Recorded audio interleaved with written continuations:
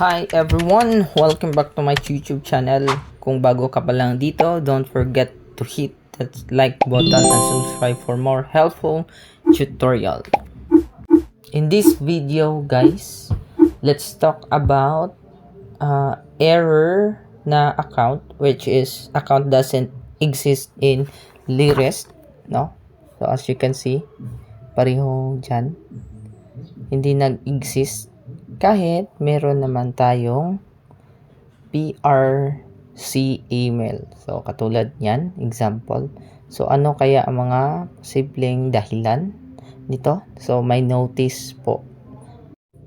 Okay, bakit lumalabas ang account na doesn't exist if meron naman tayong account? So ang PRC mismo po, nag-send sila ng notice na designated period maintenance of computer, telecommunication, electrical or network failure. So beyond the control of PRC, meaning may maintenance po na nangyayari. So it is, I think it is for 2 weeks. So meaning ang system mismo nila yung error or yung website. That is why hindi tayo makapag-transact online. So hindi tayo transact online talaga.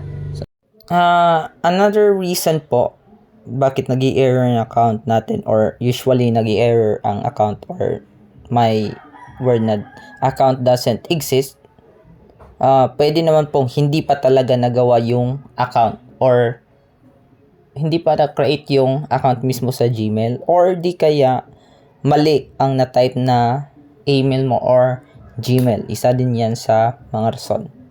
Iba ang Gmail na nagamit mo nung unang registration. Meaning, for example, nag-register ka pero yung nagamit mo na email is magkaiba. That is why nag-occur si account doesn't exist. So, ayan po ang pangunahing rason kung bakit tayo, ang account natin nag-i-error or account doesn't exist po. Diha. Ayan ang mga pangunahing rason kung bakit nag-i-error tayo sa PRC Liris. Paano masolusyonan natin ang problema na ito? First, always log in every day if may maintenance sa system sa PRC Liris hanggang malaman natin na okay na.